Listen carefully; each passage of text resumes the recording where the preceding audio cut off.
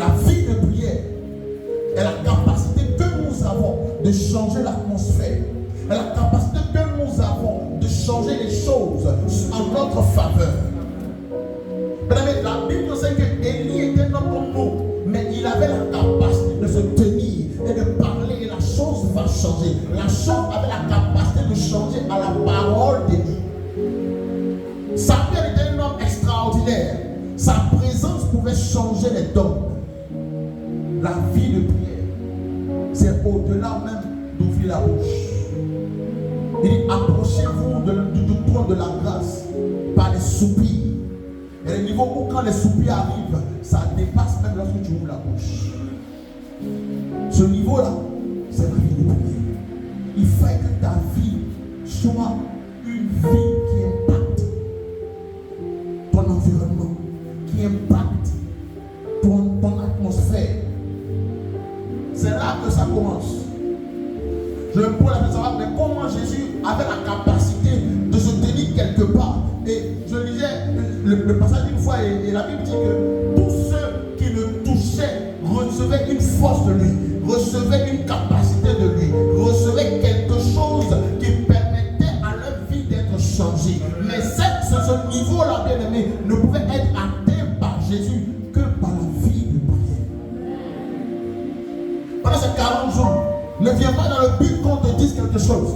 Ne viens pas dans le but qu'un pasteur te pose la main. Ne pas dans le but qu'un pasteur te dise une parole pour te bénir. Non, c'est ta prière qui va te localiser. C'est ta prière qui va te positionner. C'est ta prière qui va te mettre au large. C'est ta prière qui va permettre à l'Éternel de tendre sa main vers toi.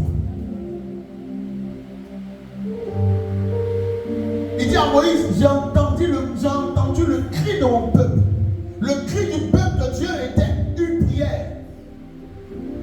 J'imaginais, toutefois qu'ils étaient en Égypte, chacun avait un instrument de travail. Peut-être quelqu'un avait une pioche, l'autre avait un marteau. J'imaginais qu'à chaque coup de pioche, à chaque coup de marteau, c'était des prières. Ah, Éternel, quand est-ce qu'on va sortir d'ici? Quand est-ce que nous allons être délivrés de ce lieu? Nous sommes venus peut-être par Joseph dans le but d'avoir une vie meilleure que celle qui était à Canaan. Mais Éternel, souviens-toi de nous. La pioche était une prière, le marteau était une prière, l'enclume était une prière, les chaînes étaient une prière. Il y a le niveau où ta souffrance est une prière. Ta souffrance est une prière. S'il ne priait pas, Abba n'allait pas dire j'ai entendu le cri de mon peuple. Par ta prière, tu as la capacité de changer les dons. Quelqu'un disait tout à l'heure, pendant qu'on était quelque part avec le pasteur, quelqu'un il disait comme ça que ta prière active la main de Dieu. La vie de prière, que c'est 40 jours, lorsqu'on finit, lorsqu'on dit le verset août est arrivé, c'est-à-dire quand on te touche en même temps, c'est le feu qui se manifeste. Quand on appelle ton nom, c'est le feu qui descend. On ne doit plus te reconnaître. La Bible dit pendant que Jésus priait, son visage a été transformé. Je veux t'exhorter à vivre cette vie de prière. Vous savez, j'ai tellement expérimenté ça que même c'est une habitude. Souvent je dors. C'est mon corps qui dort. Mais mon esprit ne dort pas. Mon esprit est en prière. Mon esprit, je sens que mon esprit est en prière. En réalité, bien aimé, c'est l'esprit qui commande le corps. C'est l'esprit qui commande le corps. Sans l'esprit, le corps n'a pas de dimension. Parce que lorsque tu dors, si tu ne te réveilles plus, on dira son esprit l'a guidé. C'est pas ça. Le corps, le prend, puis on le met quelque part là-bas dans le cercueil. Donc ton corps peut être endormi, assoupli, mais ton esprit est en train de parler en langue, ton esprit est en train de capter les choses de Abba, ton esprit est en train de travailler. Ce qui va dire quand tu te réveilles, tu sens que tu es fatigué. Mais qu'est-ce que tu es fatigué? C'est ton esprit qui a trop travaillé la nuit dans la prière. Il faut que tu arrives à cette dimension. C'est que si ton esprit est plus en prière, si ton esprit est en travail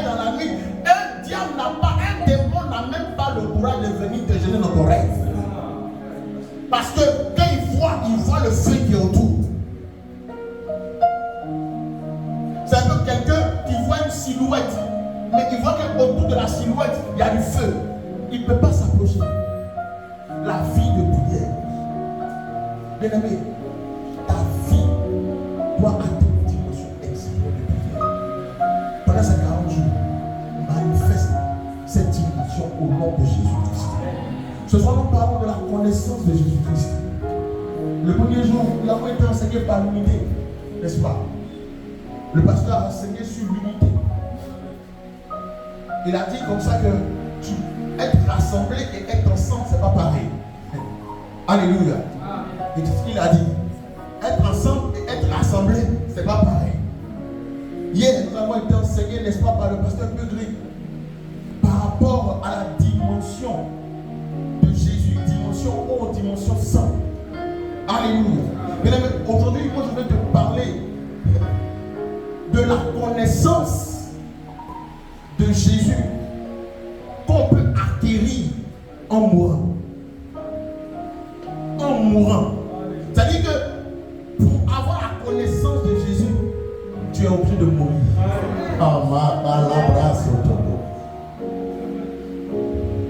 On peut définir la connaissance. Les Hébreux diront da'at, connaissance, perception, discernement.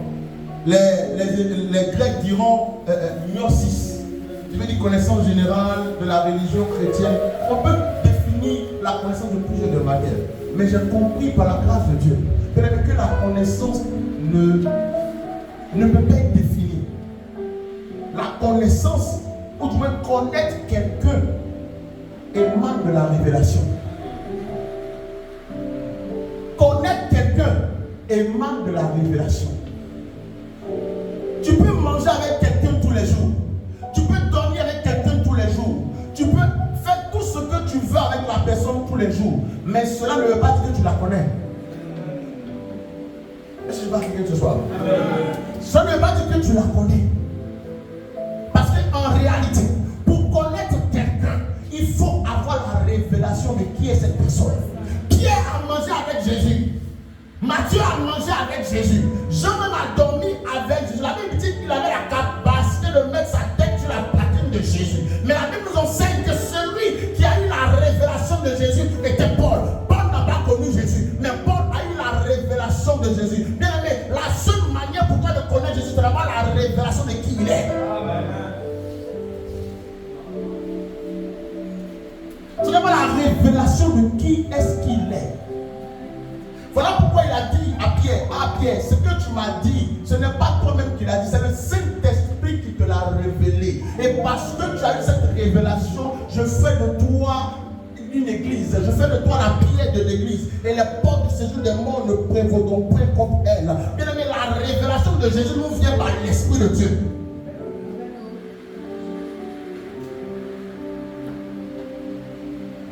Si on voulait aller sur la connaissance normale que tout le monde a, la définition que tout le monde a, bien on dira, oh, depuis 50 ans je suis chrétien, je connais Jésus. Mais malgré tes 50 années de conversion, tu es le premier à insulter quelqu'un, tu es le premier à vilipender quelqu'un, alors que tu dis que tu connais Jésus. Donc en réalité, tes 50 ans ne veut pas dire que tu connais Jésus.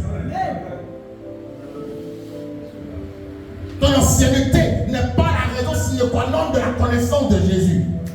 Parce que quelqu'un peut rentrer juste aujourd'hui dans les eaux du baptême et demain il sort, il fait des choses plus grandioses que toi qui a 50 ans dans cette affaire de Jésus, baptisé, confirmé, baptisé, infirmé, baptisé, grandiose, je ne sais quoi. Lui il vient d'arriver, il rentre dans les eaux du baptême. Mais il a la révélation de qui est Jésus par l'Esprit de Dieu. Il avait déjà même préparé dans son esprit que si je rentre dans le du baptême, il faille que ma vie soit particulière. Il faille que ma vie bouleverse. Il avait entendu parler de Jésus. Il dit, ah, je sais que si je me baptise, ma vie va shifter. Et la Bible nous enseigne que lorsqu'il rentre dans les eaux du baptême, oh, sa vie change. Tu ne connaîtras Jésus que par la révélation de l'Esprit de Dieu. On va lire Philippiens chapitre 3, verset 5 à 8.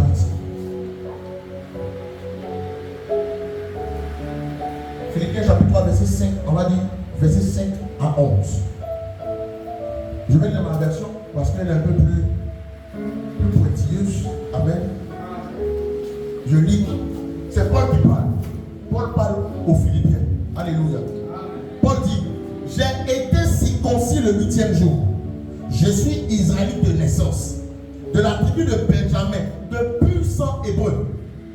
Pour ce qui concerne le respect de la loi, je faisais partie des pharisiens. Verset 6. Quant à mon zèle, il m'a conduit à persécuter l'église. Face aux exigences de la loi, j'étais sans reproche. Verset 7.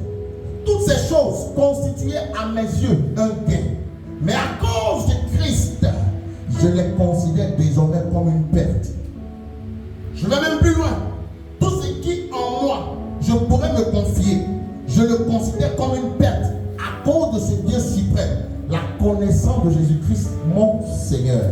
À cause de lui, j'ai accepté de perdre tout cela. Oui, je le considère comme bon à être mis au rebut afin de gagner le Christ. On va s'arrêter là. Seigneur, bénis ta parole, que je diminue totalement et que toi tu croisses, que ma bouche soit ton canal au nom de Jésus-Christ. Amen. Voici quelqu'un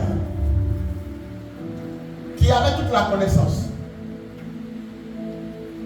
Paul, né d'une famille hébreuse, né de père et de mère hébreux, de puissants hébreux. Paul naît dans cette famille. Et Paul se rend compte, ou du moins il étudie, depuis l'enfance jusqu'à ce qu'il devienne grand, jusqu'à ce qu'il ait l'âge mature. Paul étudie la loi de Moïse, les prescriptions de Moïse. Paul devient pharisien. Mais Paul, à un moment donné de sa vie, Paul rencontre le Seigneur Jésus-Christ. Et quand il rencontre le Seigneur Jésus-Christ, Paul a un moment dit,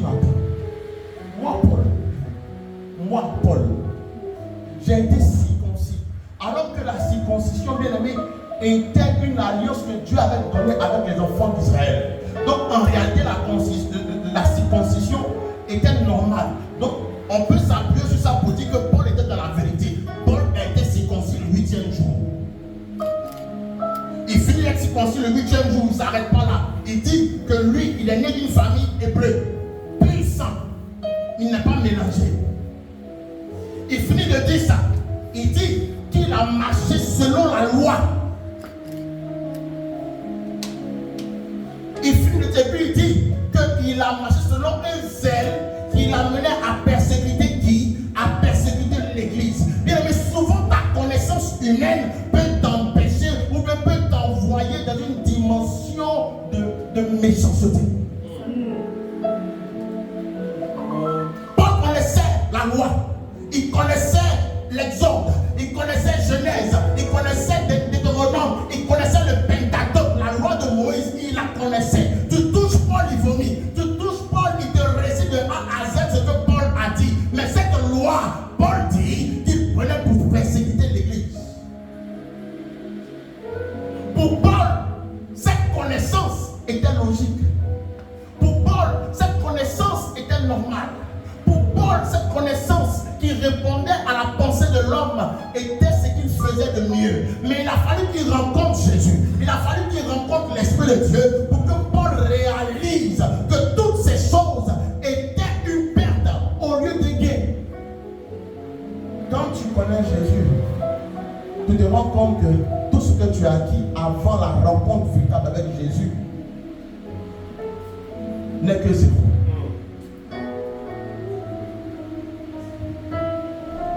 Mais aujourd'hui, l'église, les chrétiens ont du mal à connaître Jésus.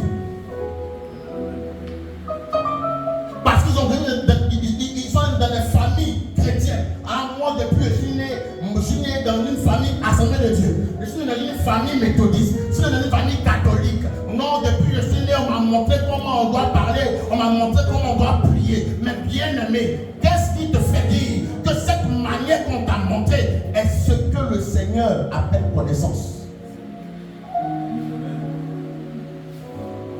Paul dit non, moi Paul, voici les diplômes que j'ai eus, voici le niveau que j'ai atteint, voici là où je suis arrivé. Moi Paul, moi Paul.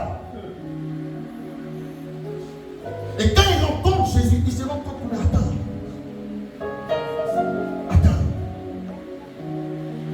Est-ce que ce que j'ai vécu hier, c'était logique? Parce que normalement, quand tu connais Christ, tu ne peux pas persécuter l'église.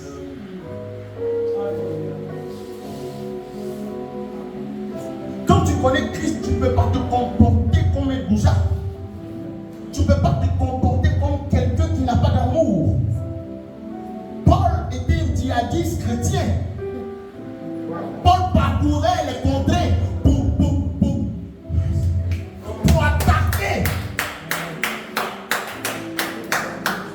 Il attaquait tous ceux qui avaient la révélation de Christ.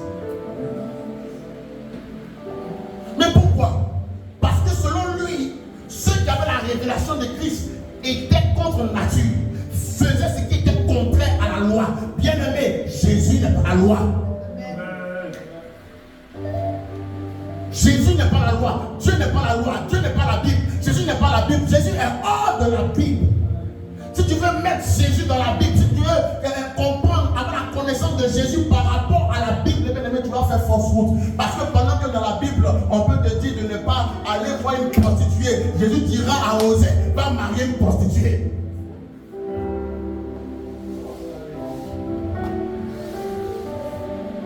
Paul connaissait la loi. Il la maîtrisait par cœur. Et cette loi, pour lui, était la justice. Cette loi, pour lui, était la raison suffisante d'aller tuer son frère, d'aller faire dans les familles, rendre des enfants orphelins. Mais quand Paul a rencontré Jésus, on ne lui a pas dit, il faut laisser. On ne l'a pas obligé à laisser. Paul a compris que tout ce qu'il avait comme pensée, comme disait quelqu'un, était ruine de l'âme. Il dit, j'ai vu tout ça en guerre, mais lorsque j'ai rencontré Jésus, j'ai compris qu'il fallait tout perdre pour avoir cette connaissance, pour avoir cette intimité, pour avoir cette profondeur, pour avoir cette réalité par Jésus. Mais quand tu connais Jésus, si on te dit laisse tout aujourd'hui, tu dis oui, je laisse tout.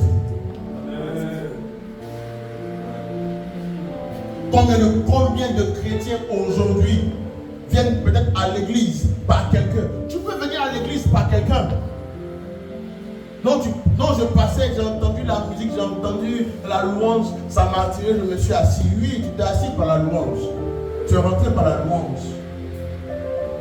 Mais tu peux ne pas rester en ce lieu par la louange. Tu peux ne pas rester en ce lieu par la louange. La louange t'attire.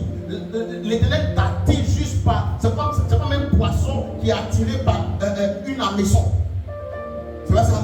Donc quand on pêche, on voit que le poisson cherche. Et puis une fois que le fil attrape le poisson vient.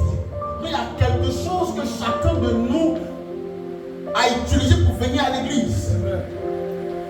Mais lorsque tu viens à l'église par cette chose, bien aimé, il y a une dimension que tu commences à rencontrer avec Jésus. Au fur et à mesure, tu commences à rencontrer ce Jésus. Tu commences à expérimenter ce Jésus. Tu commences à expérimenter comment est-ce qu'il fonctionne. Bien aimé, la connaissance de Jésus qu'un X aura ne sera pas la même connaissance qu'un Y aura. Chacun de nous aura une connaissance particulière de Jésus. Voilà pourquoi il a dit en Éphésiens que j'utilise le prophète, le docteur, le pasteur, l'évangéliste pour pouvoir participer au perfectionnement des saints. Pourquoi il utilise 5 ministères? Il pouvait utiliser un prophète. Puisque dans l'Ancien Testament, ce n'est que le prophète qui l'a utilisé. Il pouvait utiliser un prophète. Mais pourquoi il prend les 5 ministères pour perfectionner les gens? Parce que tu peux rentrer dans la présence de Dieu par quelque chose qui t'attire. Mais normalement, tu dois pouvoir évoluer dans la connaissance avec Christ. Mais lorsque tu rentres dans cette connaissance, tu te rends compte que ce ce que tu as connu hier n'est que poussière. Ce que tu as appris hier n'est que poussière. Parce que l'Éternel te permet de capter les choses d'une façon surnaturelle. Paul a connu Jésus. Il n'a pas vécu avec Jésus, mais il a connu Jésus. Pourquoi tous ceux qui ont vécu avec Jésus, qui ont mangé avec lui, les saint Thomas, tous ceux-là, qu'est-ce qu'ils ont fait? Le chrétien a mal compris la connaissance de Christ. Paul persécutait le peuple. Il parcourait les villes pour détruire les enfants de Dieu.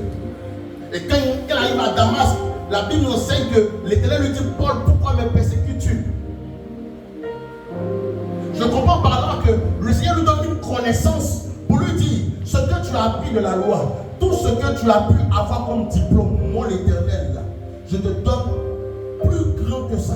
Je te donne une dimension élevée que ça. Comme tu as persécuté mes enfants, je vais t'utiliser pour partir réparer toutes les persécutions que tu as faites. Si Paul n'avait pas compris qu'il devait abandonner toute cette connaissance humaine, il n'allait pas pouvoir accomplir cette œuvre que le Seigneur lui a donnée.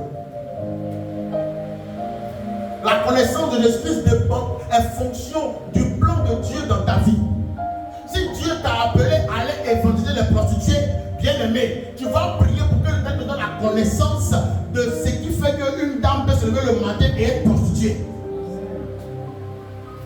Alors que les hommes te diront: non, tu es une enfant de Dieu, tu n'es pas appelé à aller dans ce lieu, tu n'es pas appelé à côtoyer ces personnes, tu n'es pas appelé à fréquenter ces personnes, mais l'Esprit de Dieu, Jésus-Christ, par sa connaissance te dira: oh, je t'ai appelé pour que tu ailles faire sortir ces femmes de ce lieu. Voici comment elles marchent, voici comment elles fonctionnent, voici ce qui provoque ce genre d'acte. Va et convertis-les. Quand tu diras: c'est pas logique, je suis né de nouveau, baptisé, confirmé, mais comment tu peux me donner une telle mission?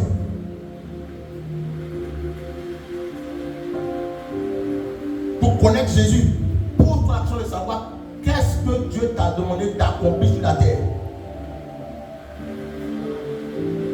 Et si tu te poses l'action de savoir qu'est-ce que tu m'as demandé d'accomplir sur la terre, tu sauras comment chercher Dieu. Tu sauras comment activer la connaissance vis-à-vis du plan qu'il t'a donné. Le plan de David n'était pas le plan de Samson. Le plan de Samson n'était pas le plan de Salomon. David a passé tout son temps à combattre. David a passé tout son temps à faire des batailles. Mais Salomon, lui, il était en paix. Comme Dieu savait que David allait avoir un royaume, allait avoir un règne, toujours dans les combats, il a préparé David dans les champs. Derrière l'ours, derrière le lion. Il a préparé David. Voilà pourquoi David n'avait pas peur d'aller au front. Il n'a pas peur d'aller affronter les Philistins. Il n'a pas peur d'aller au front. Mais à chaque fois qu'il devait aller au front, la Bible dit que David entrait dans le lieu secret. Abba, je vais au front. Quelles sont les attitudes? Comment je fais? Quelle est la disposition? Parce qu'il savait que ce Dieu qu'il a délivré contre Goliath, ce Dieu avait la capacité de donner toutes les stratégies pour gagner ses ennemis. Quand Salomon lui arrive, il sait que son père a combattu. Il sait que son père a fait des actions. Il sait que son père a fait. Quand il arrive, il sait qu'il vient commander, il sait qu'il vient gouverner le peuple dans une certaine paix. Mais qu'est-ce qu'il demande à Dieu? Il demande la sagesse. Parce que sans la sagesse, je ne pourrais pas conduire ce peuple au courant. Qu'est-ce que Dieu t'a dit?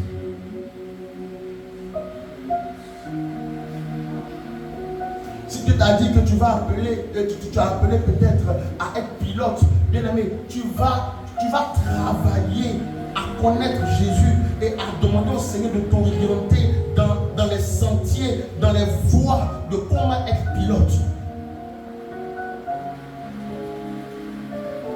Je disais tout à l'heure au pasteur que, excusez-moi, peut-être que les hommes pourront dire que c'est une doctrine. Mais je ne crois pas à cette affaire d'ordination. C'est mon avis. que Paul n'a pas été ordonné. Pierre n'a pas été ordonné. Aucun des 12 apôtres n'a été ordonné. La Bible dit, mettez-moi à part Paul et Silas. La Bible dit, quand on les a mis à part, ils ont été impactés. Ils ont eu l'imposition des mains des autres apôtres. Et ils sont allés impacter le monde. D'où vient cette affaire d'ordination pontificale, verset 8? D'où ça vient? Des hommes. Bien aimé, les hommes peuvent avoir une doctrine. Mais est-ce que c'est la doctrine de Jésus-Christ? Qui a appoint Anne en tant qu'intercesseuse? Mais la Bible dit que Anne passait son temps dans le temple en train de jeûner, en train de prier, attendant la venue de Jésus. La véritable connaissance de Jésus t'amènera dans l'intimité de Abba. C'est comme un poids qui vient. C'est comme un loup fardeau. Tu ne sais pas, mais quand tu as de l'argent, tu sens ce poids sur toi, que tu dois aider le de Dieu, que tu dois aider le pasteur, que tu dois appeler le pasteur. Tu ne sais pas pourquoi, mais ce poids est là. Ça, c'est la connaissance de Jésus.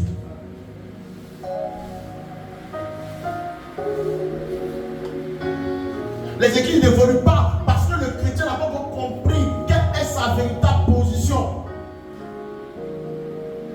Il dit, je fais de vous un royaume de sacrificateur. Il y a des dimensions où même le pasteur, s'il se trompe, tout à l'heure, mon ami, ce que tu dis là, c'est faux. C'est pas écrit.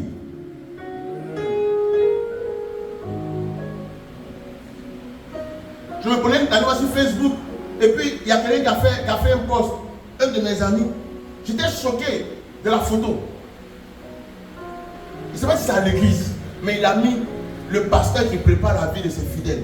Le monsieur est assis dans une grosse marmite. Ils ont mis oignons, ils ont mis tomates, ils ont mis piment. Ils tournent. Où est-ce qu'on est en train de partir avec la mentalité humaine? Souvent la connaissance de Jésus nous donne d'aller au-delà de notre confort. Bien aimé, Jésus, pour le connaître, tu dois être dans le déconfort, si je peux m'exprimer ici. Il dit, je suis prêt à tout abandonner. Quand Paul allait persécuter, il avait de l'argent. On le payait pour ça. Ben, s'ils ont payé Judas pour livrer Jésus, donc Paul, on le payait pour aller fatiguer les chrétiens. Il était riche, il avait l'argent. Mais lorsqu'il a compris qu'il n'était pas sur la bonne voie, il dit, oh Abba, je suis prêt à tout perdre. Ça là, c'est comme une rime devant moi. Parce que le plus important, c'est de te connaître.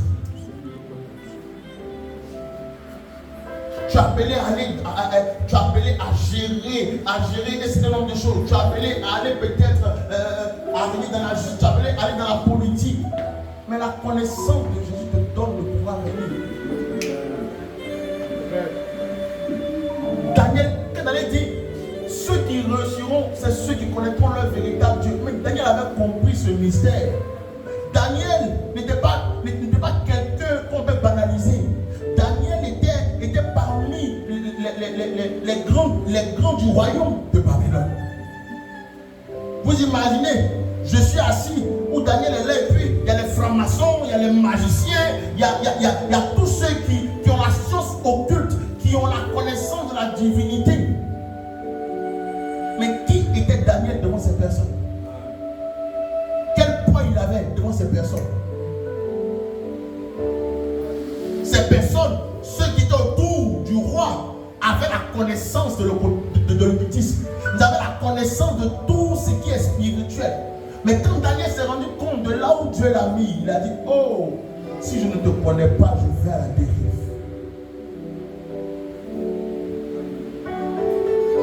Chrétien, apprends à connaître Jésus.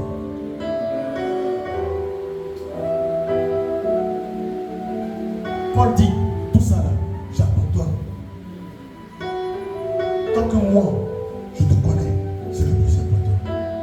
Voilà pourquoi Paul a passé tout son temps à écrire des épîtres, à donner des conseils. Tout ce que Paul a prêché, c'est des conseils. Mais où il a reçu?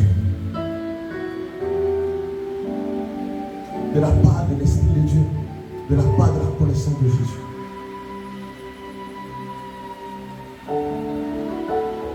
Si tu n'as pas la révélation de ce Jésus dans ta vie, tu iras à la dérive.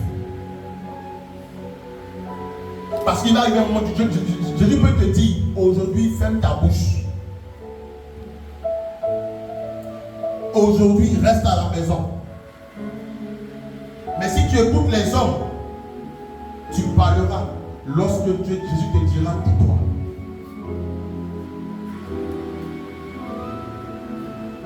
Il y a un homme de Dieu qui m'a appelé une fois. Il disait que l'Esprit de lui a dit d'aller dans la ville de Divo, un truc comme ça. Il était à Abidjan. Et Dieu lui dit, lève-toi, va dans cette ville. C'est là-bas que je t'envoie. Il arrive dans la ville avec son épouse.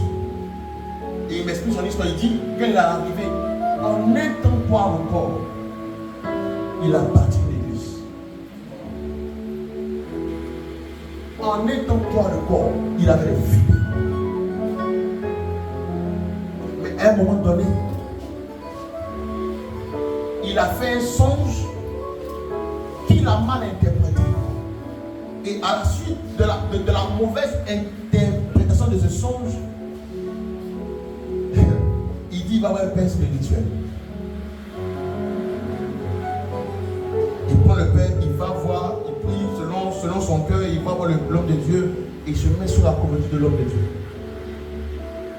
Il invite l'homme de Dieu dans son église pour un programme. Un programme de près d'une semaine. Quand l'homme de Dieu part, son église s'écroule. Il se retrouve à zéro avec des dettes. Sa petite sœur se retrouve enceinte de son père spirituel.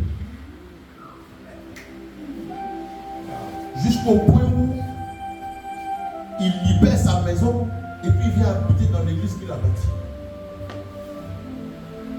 Il m'appelle et puis il me dit, je veux quitter, je veux revenir à Abidjan. Mais Dieu me dit de ne pas partir, de rester. Je lui ai dit, mais quand tu as pris tes bagages pour venir dans la ville, est-ce que c'est un homme qui t'a parlé? Il me dit non. Il dit pourquoi? C'est pas un homme qui t'a parlé. Tu es venu. Par la grâce de Dieu, tu as pu bâtir ça. Et puis, tu as eu peur. Et puis tu vas te mettre sous un joug humain. Quand tu te mets sous un joug humain, est-ce que tu as l'approbation du Saint-Esprit et de Jésus? Maintenant, tu veux fuir. On ne fuit pas. On ne fuit pas. Parce que si tu avais cherché à prier profondément pour avoir la compréhension du songe, tu ne serais pas allé te mettre sous un joug étranger.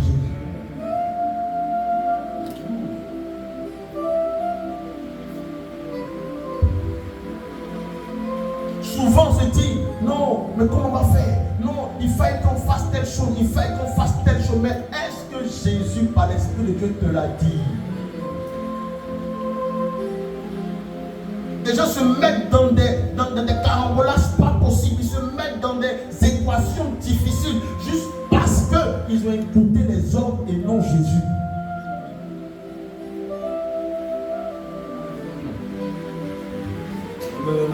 Avant qu'un homme te parle de la part de Jésus, Jésus te parle d'abord. On n'a pas dit amen. La Bible dit que Dieu appelle Samuel. Samuel dort. Il appelle Samuel une première fois. Samuel se réveille. Il va voir son père. Il dit, ah, le vieux, c'est comment tu m'as appelé? Il dit, non, je ne t'ai pas appelé, va dormir. Une deuxième fois, il entend son nom. Il dit, le vieux, tu m'as appelé. Il dit, non, je ne t'ai pas appelé, va dormir. Une troisième fois, il entend. Le vieux dit, si tu entends encore, il faut dire, Seigneur, me voici. Avant qu'un homme te parle, il faut que Jésus te parle d'abord. Un homme ne peut pas te parler de la part de Jésus. C'est lui qui t'a appelé. Est-ce que c'est lui qui t'a racheté? Est-ce que c'est lui qui a mis son corps en sacrifice pour que toi tu aies la vie?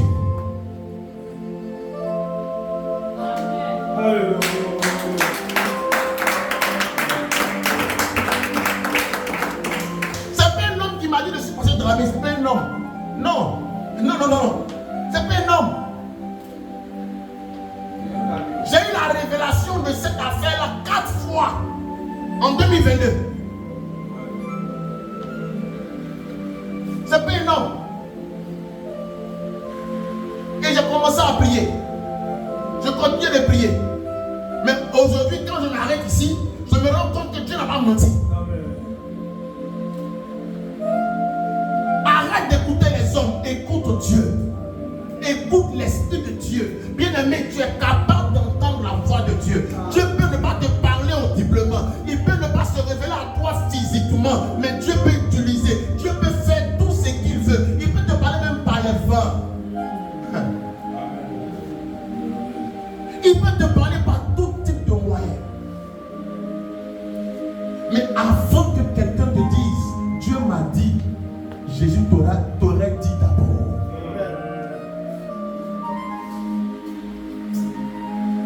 Dieu m'a dit que tu dois aller en France. Dieu m'a dit que tu dois aller au Canada. Oui, Dieu t'a dit, mais Dieu va me dire d'abord. Jésus va me dire d'abord. Quand Paul est arrivé à Damas, c'est l'Éternel qui lui a dit, pourquoi me persécutes? Tu vas à Damas, il y a un tel homme qui va t'aider. C'est pas Ananias qui a dit, Paul, viens, je vais t'aider. Non, non. Non, non. Il dit, Paul, pourquoi me persécutes-tu? Mais écoute, j'ai ta solution. Il y a quelqu'un à Damas qui s'appelle Ananias qui a ta solution. Va le voir. Quand Saül arrive auprès de Samuel, la Bible dit que l'Esprit de Dieu dit à Samuel, voici celui que je t'avais montré hier en vision. L'Esprit de Dieu, la connaissance de Jésus nous donne de précéder les événements, de précéder les choses.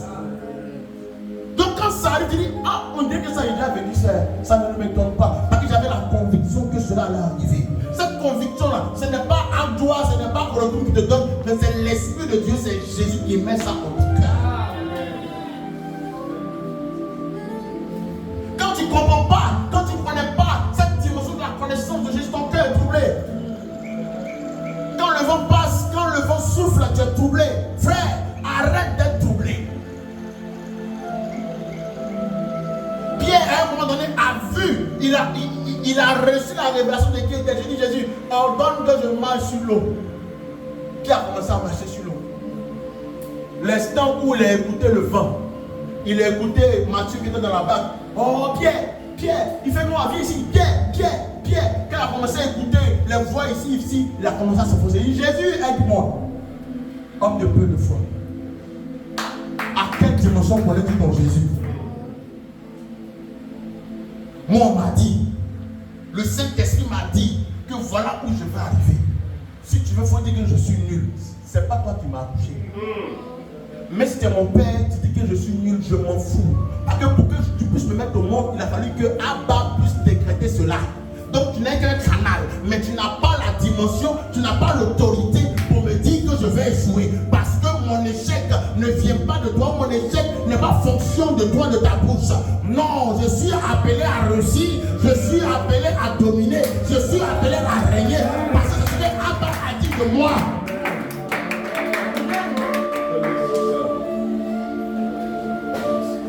La connaissance de Jésus est progressive. On ne connaît pas Dieu un coup. La connaissance de Dieu, en plus de la révélation, vient par les expériences qu'on a avec Jésus. Quelle expérience as-tu?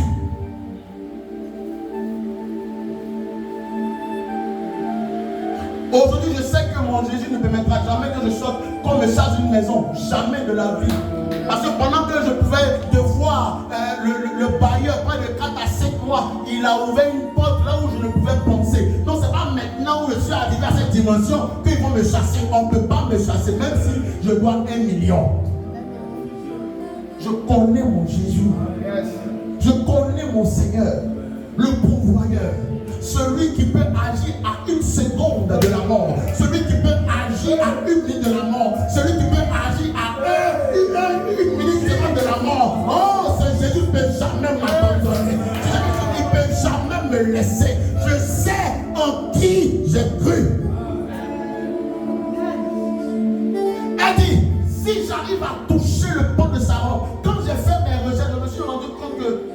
En fait, c'est pas le pan de sa robe qu'elle a touché. Mais la robe que Jésus avait portée ce jour-là, c'était une robe un peu comme les papes là. Il y a fente ici, il y a fente ici, il y a fente ici, derrière. Voilà, super tumor, 2 fois super tumor. Et on dit que à cette robe, il y a une corde qu'on attache à la taille. Donc je me suis rendu compte par l'Esprit de Dieu que cette femme n'avait pas touché le pan de la robe, mais elle avait touché la corde qui avait attaché les mains de Jésus. Mais si tu ne connais pas ce Jésus, si tu n'as pas la révélation de que ce Jésus pouvait te guérir, comment sa corde, la corde à serrer peut te guérir?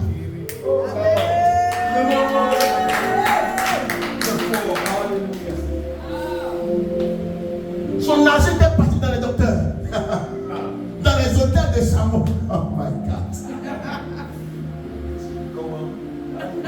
À chaque fois qu'il faut bâtir hôtel de mort, est parti. Hôtel de guérison est parti. Hôtel de je ne sais pas quoi est parti. Son argent était fini. Mais elle a entendu. Bien aimé, la foi est un mécanisme de la connaissance de Jésus-Christ. Ce que tu entends, c'est ce qui te donne la foi. Elle a entendu parler de ce Jésus et elle a commencé à imaginer, à essayer de le connaître. Et l'Esprit de Dieu lui dit, écoute, lui là, tu sais, si tu arrives à le toucher, je t'assure que tu vas avoir la guérison. C'est une pensée qui vient dans son esprit. Mais d'où vient cette pensée? Cette pensée est venue de ce qu'elle a entendu de Jésus, de ce qu'elle a entendu que Jésus avait la capacité de faire. Qu'est-ce que tu as entendu de ce Jésus? Elle a bravé la foi. Je vous assure que si elle n'avait pas pu toucher Jésus, elle mourrait. Pourquoi? Parce que la Bible dit que Jésus dit qu'il y a une force qui sort, qui est sortie de lui. Donc elle était faible. Parce que 2 Paul de même nature se défoulent. C'est Paul plus, Paul moins qui s'attire. Donc pour qu'elle puisse recevoir la force, il fallait qu'elle soit faible. Donc sa faiblesse, elle pouvait mourir.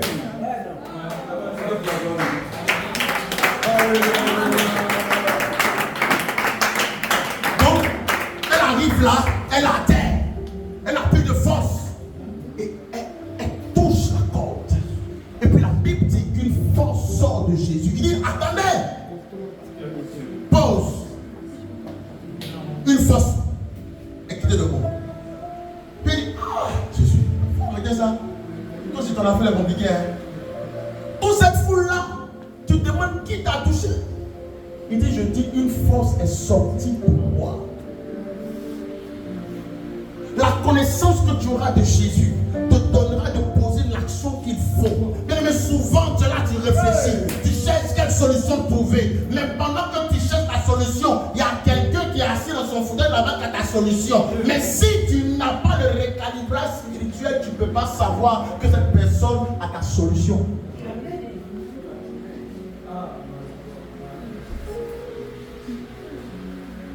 Je lisais et puis, voici une histoire qui m'a choqué. La Bible dit que l'Éternel fait le jardin d'Éden. Mais il y a une fête qu'on passe souvent rapidement dessus. La Bible dit qu'il plante l'arbre de la connaissance du bien et du mal et l'arbre de la vie au milieu du jardin. Bon Seigneur, moi-même je ne comprends pas. Tu crées un jardin, tu mets tout ce qui est joli dedans. Tu crées l'homme et la femme et puis tu plantes l'arbre de la connaissance du bien et du mal et l'arbre de la vie côte à côte au milieu du jardin. Je peux imaginer la grandeur de ces 2 arbres.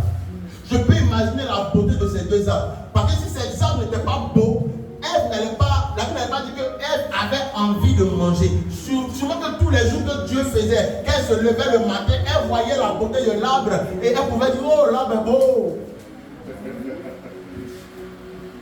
Donc l'arbre en question, ou les arbres en question, avaient une beauté particulière.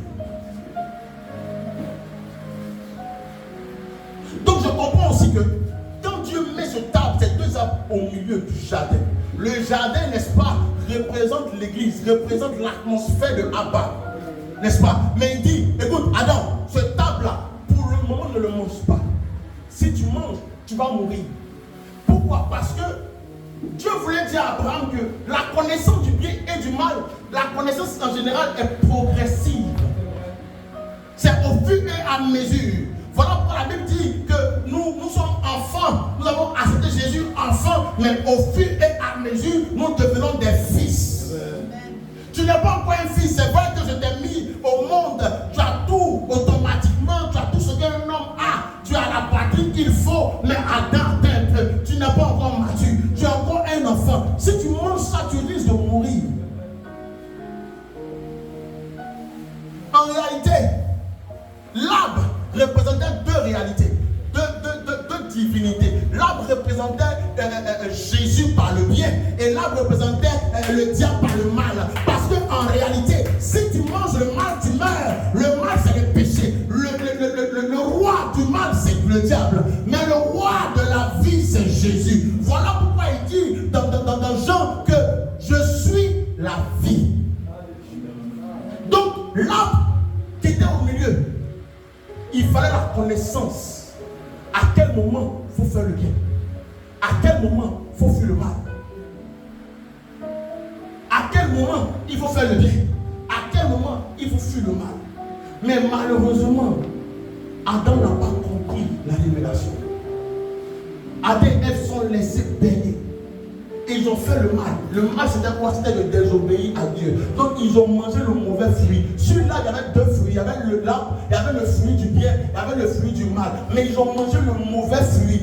Et le diable a transformé le mauvais fruit en bon fruit. Voilà pourquoi la Bible dit que Ève dit, oh, c'est joli à voir. En réalité, c'était vilain. Souvent, le mal, quand on n'a pas la connaissance, le mal peut avoir l'image du bien. Et quand elle mange, la mort s'installe. Jésus, qui représentait le fruit de la vie et qui était aussi à côté, parce que l'arbre de la vie, n'est-ce pas, était la quintessence même de la vie. Il dit, chassons Adam et Ève de peur qu'ils mangent l'arbre de la vie. La connaissance est un processus. Nous tous, on est venus à Jésus par le mal. On faisait tellement le mal qu'à un moment on était fatigué. Puis on dit, oh Jésus, aie pitié de moi. On est trop chargé. Décharge-nous. Et quand il nous décharge, au fur et à mesure, selon Galates, on apprend à ne plus marcher selon la chair, mais on marche selon l'Esprit de Dieu. On apprend la tempérance, on apprend l'amour, on apprend la fidélité, on apprend tous les fruits de l'Esprit qui nous permettent de manifester le bien. Et plus nous allons vers le bien, plus Jésus nous dit, écoute, voici la vie, entre. Et plus nous allons vers la vie, nous avons une vie éternelle. Ce qui a fait mal à Abba, c'est que Adam n'était pas encore prêt à consommer le fruit du mal. Parce que les dimensions, quand tu deviens fils, tu peux consommer le mal. Oui, tu peux le faire, tu peux manger le fruit du mal. Mais l'Esprit de Dieu en toi t'attriste et te dit, tu as fait le mal. C'est la connaissance du bien et du mal. Tu as fait le mal, réponds-toi. Et automatiquement tu te réponds. Dans le mal il y a la vie, dans le mal il y a la mort. Pour le diable, il présente ce mal comme une vie pour ses adeptes. Mais pour nous qui sommes adeptes de Jésus-Christ, c'est la mort. Quand quelqu'un disait la joie et la souffrance sont deux sœurs jumelles, on aime dire que c'est comme l'arbre, voici l'arbre qui est là. Il y a la mort sur le revers, il y a la vie de l'autre côté. C'est juste un fil qui sépare. Tu penses faire le bien. Paul pensait faire le bien par la loi des pharisiens. Il pensait faire le bien parce qu'il était circoncis. Il pensait faire le bien par la justice de la loi de Moïse. Mais quand il a rencontré Jésus, il dit, Paul, ça là, c'est pas bon. Je prie que tu rencontres ce Jésus. Je Ce n'est ni le pasteur Dramé. Ce n'est même pas l'apôtre Aaron qui viendra mettre cette connaissance en toi. Non, oh non. C'est toi-même qui vas expérimenter ce Jésus. Et plus tu vas l'expérimenter, tu pourras t'asseoir dans une assemblée de méchants. Mais tu pourras dire non, ici ce n'est pas ma place. Il y a trop de méchanceté ici. Les hommes qui sont dans l'assemblée, vraiment, je me demande comment ils réfléchissent. Une assemblée où on ne fait que maudire. Excusez-moi du terme, tu n'as pas l'esprit de Dieu. C'est-à-dire, si tu as l'esprit de Dieu, tu sauras que ce que l'homme de Dieu dit, malgré sa couronne bishopale, malgré sa couronne archibishopale, il est dans l'erreur. Mais on a peur. On a peur. Quand on connaît Jésus, on n'a pas peur. Quand on dit je suis prêt à mourir, je suis prêt à laisser ces choses. Parce que je connais Jésus. Et si je connais Jésus, je suis ressuscité. Si je connais Jésus, j'ai la vie. Si je connais Jésus, la mort m'est dégueu. La mort m'est dégueu. Amen.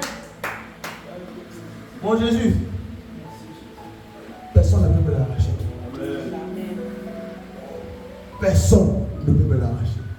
Pourquoi? Parce que j'ai appris à le connaître. Les expériences de la vie m'ont appris à le connaître. Et les dimensions où Jésus t'amènera à ne compter que sur lui seul. Tu appelles tonton Edouard dit non, je n'ai rien. Alors que tu sais que tonton Edouard a la raison pour t'aider. Tu sais qu'il a la raison pour t'aider. Mais tonton Edouard dit non. Tu appelles tonton Edouard, tonton Edouard dit hé ma fille, c'est chaud. Et tu t'assois, tu pleures. Et alors que tu pleures, tu entends cette voix qui dit, ne t'ai-je pas dit que si tu crois, tu verras la gloire de Dieu. Et tu suis dans la vie là. Ok, tu continues la marche. La connaissance de Jésus s'appuie sur la révélation que tu reçois de la part de ce Jésus. Et s'appuie sur les expériences que tu as avec ce Jésus. Personne ne viendra te le dire. Personne ne viendra te l'apprendre. Personne n'a appris cela à Paul. Paul, lui-même, par l'Esprit de Dieu, il a reçu. Ce sont des chrétiens qui ont la révélation de notre Jésus. Abraham savait qui était son père. Il savait. Il n'a pas douté. Si Kérat vivait, c'est à lui qu'il allait payer la dîme des dîmes. Mais s'il payait la dîme des dîmes à Kérat, sa vie n'allait pas aller de l'avant. Au contraire, il allait reproduire les mêmes choses que son papa.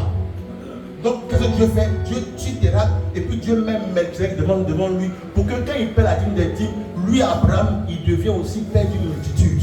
Il y a des dimensions où Dieu doit tuer ton papa pour que toi tu avances. Mais si tu ne comprends pas ça, quand ton papa mourit, tu dis hey, c'est toi qui as fait tout le roucascas au village. Et quand tu finis de faire le roucascas, quand tu reviens à la maison, 2-3 mois après, toi aussi tu es malade. Tu n'as pas compris. Tu n'as pas compris. Bien-aimé, apprenons à connaître Jésus. La vie de prière. Souvent tu te réveilles la nuit, tu ne comprends pas. Prie. Seigneur, je te recommande ma vie. Ce pourquoi je suis venu là, ce n'est pas pour le jeu. Les hommes pouvaient parler, mais je sais que si toi tu as dit, les hommes ne peuvent pas te dire, les hommes ne peuvent pas changer. Car la Bible nous enseigne que notre oui sera oui, notre non sera non. Est-ce que quelqu'un peut se développer pour comprendre?